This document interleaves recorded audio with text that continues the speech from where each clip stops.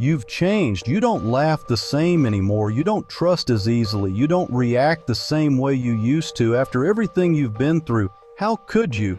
Somewhere along the way, life made you quieter, more tired, more guarded, and maybe part of you misses who you used to be.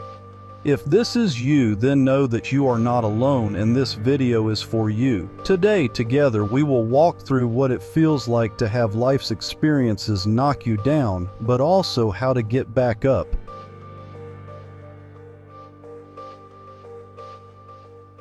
There is a certain kind of silence that follows a great storm. It's not emptiness, but a quiet thick with memory, a sign of survival. This silence is the armor you wear, protecting the fragile peace you fought for.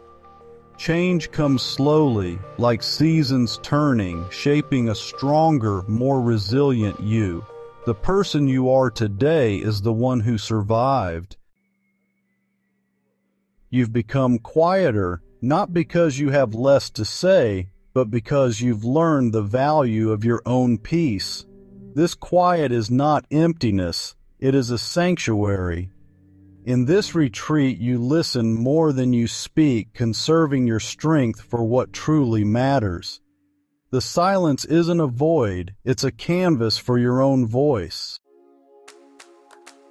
You've become more guarded. Your heart, once open, is now protected by hard-won wisdom. You carry an invisible weight, every silent tear, every moment you had to be strong. This weight grounds you, gives you depth, and teaches compassion for others carrying their own unseen loads. It's the price you paid for wisdom, shaping you into someone stronger and more profound. Once you saw the world in brighter colors, innocence was a fragile, beautiful thing. But life pricked that bubble and you learned the world's shades of gray. You traded simple certitude for empathy and found a tougher, more resilient hope, one that endures even after innocence is gone.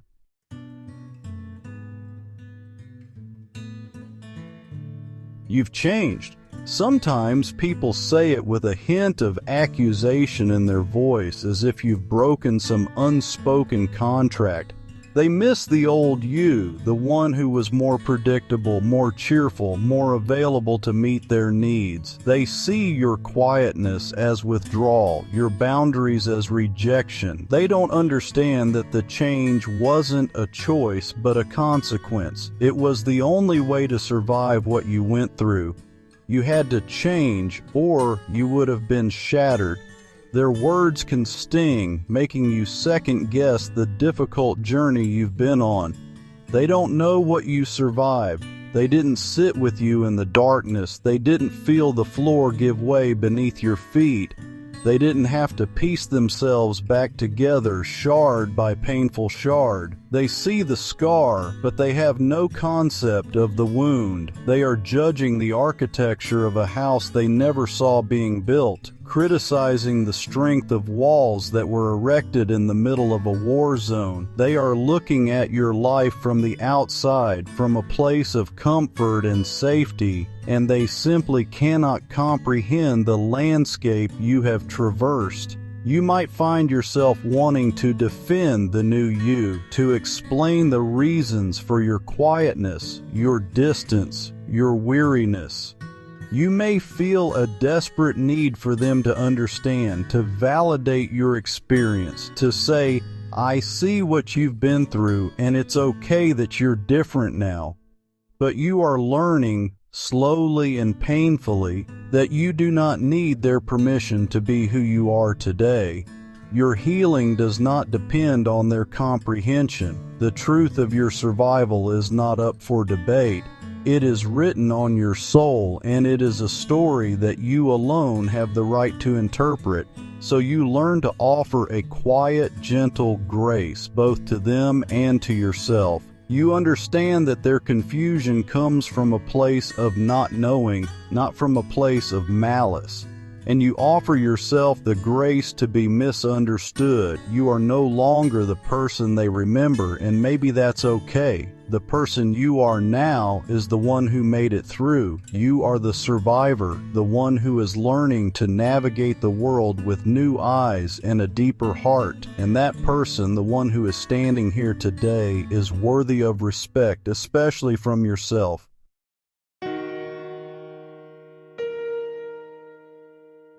Sometimes you catch your reflection and barely recognize yourself. The eyes staring back seem older, carrying stories you never meant to live. You feel like a visitor in your own life, disconnected from the person you once were. Old reactions, laughter, confidence feel like memories from someone else's life. Friends share stories, and you smile, but inside you feel the distance. It's not just change, it's a fracture in your identity. You mourn the person you were before the storm, haunted by the ghost of your former self. Part of you wants to reclaim that old self, but you know you can't go back. You are a new creation, shaped by pain you never chose. So you stand before the mirror, meeting the stranger you've become. The journey now is learning who you are, not by looking back, but by being present with the survivor you see.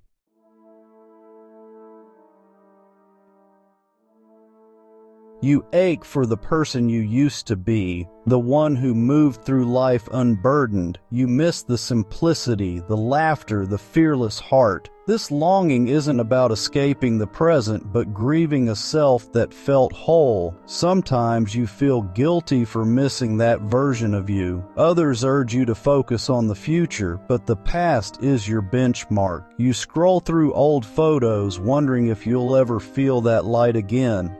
The survivor you are now is strong, but you yearn for the innocence you lost. It's a paradox, proud of your resilience, yet mourning the self who never had to fight. This ache is part of grieving, a shift in identity, not just circumstance. It's okay to miss that person. It honors your journey. Acknowledging the loss doesn't mean you're stuck. It means you're honest about the cost of survival.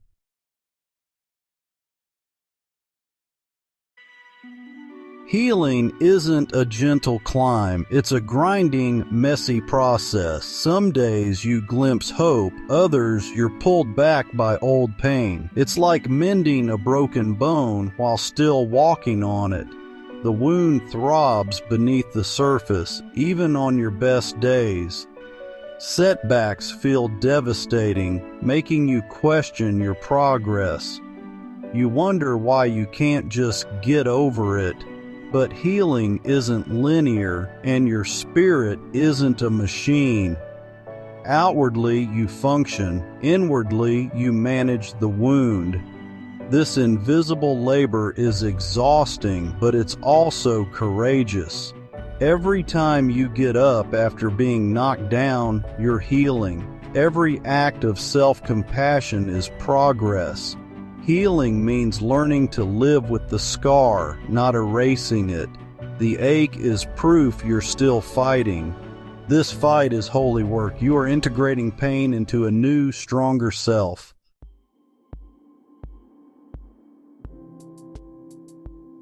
There's a quiet fear that you've been changed for the worse. You wonder if joy and trust will ever return, or if numbness is your new normal. Emotional flatness makes you feel detached, as if life is happening behind glass. You compare yourself to others who seem to bounce back, and it steals your peace. But your journey is unique. Your healing unfolds in its own time. The changes in you aren't just damage, they're adaptation, like a bone that heals stronger, or a tree with deeper roots after a storm. You haven't been ruined, you've been remade. The person you are now carries wisdom and strength forged in fire. This isn't an end, but a transformation. You are not a lesser version of yourself. You are different, wiser, more compassionate, and resilient.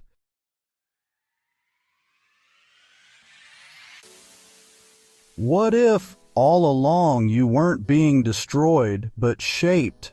The fire you endured was a refiner's fire, burning away what wasn't essential. The pressure didn't crush you, it formed you like a diamond in the earth. You lost the self built on weaker foundations, but what remains is true and strong. Maybe you weren't being broken, but carved, each loss revealing the masterpiece within. In the pain, you couldn't see the beauty emerging. This shift in perspective plants hope. Your suffering wasn't in vain. There is a design at work even when it feels chaotic. Your scars are not just marks of damage, but lines of a beautiful sculpture. This is the first light after the longest night.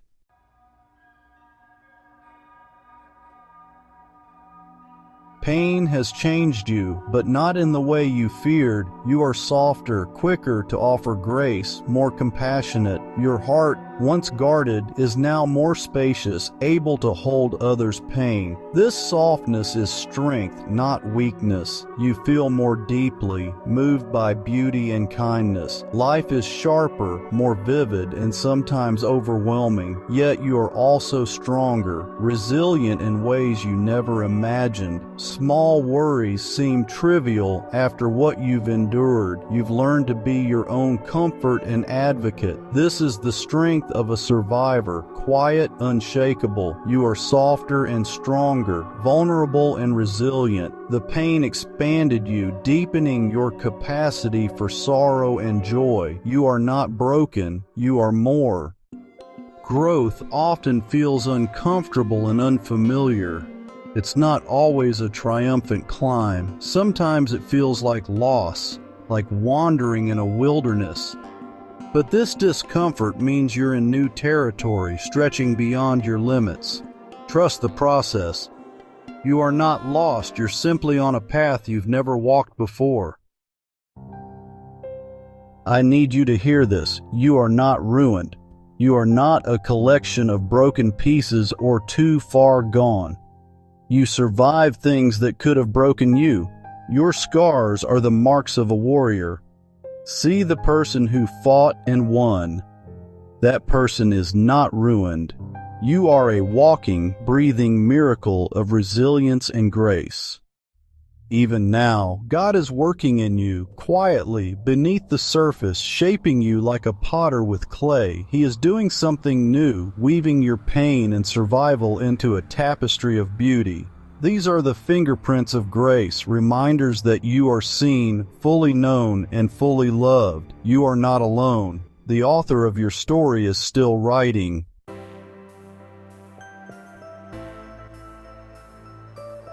I want to speak directly to the part of you that feels exhausted, the part that is tired of fighting, tired of trying, tired of waiting to feel whole again. The work is not finished, and that is a promise, not a threat. It means that this current state of being, this weariness, this guardedness, this sense of being in between, is not your final destination. You are a work in progress. And the artist who began this good work in you, he will see it through to completion. Your story is not over. This chapter of pain and survival is not the end of the book. It is the turning point. You do not have to have it all figured out. You do not need to understand why everything happened. You do not need to feel strong or hopeful every single day. Your only task right now is to keep breathing, to keep putting one foot in front of the other, and to trust that the process is unfolding as it should. Your healing is not dependent on your own strength. It is dependent on His. You can rest in the knowledge that even on the days when you can do nothing, when you feel completely spent, the work of grace continues within you, silent and unseen. This new person you are becoming may feel unfamiliar, but they are not a mistake. Every scar has taught you something. Every loss has deepened you. Every tear has softened you. You are being prepared for something. The depth of your pain is creating an equal capacity for joy. The trials you have endured are forging a strength that will carry you through the rest of your life. You are not just being put back together, you are being upgraded. You are being given a new heart, one that is both stronger and more tender than the one you had before. This is the holy alchemy of grace. So please be gentle with yourself. You have been through a war. The peace will not come overnight. The healing will take time, but do not lose hope. The dawn is coming, the light is returning, and you, the person who thought they were ruined, will find that you have been remade. You're not who you used to be anymore. This change is not just an ending, it's a new beginning. Like a seed breaking open, you have surrendered your old form to become something greater. You are the new life pushing toward the light, built on something real and durable. Your story did not end in the storm. It was just getting started. The person you are now is not a tragedy, but a triumph, a testament to quiet strength and resilience. You are changed, yes, but deeper, wiser, and more compassionate. The person you are today is the one who made it, still standing, still becoming, and beautiful.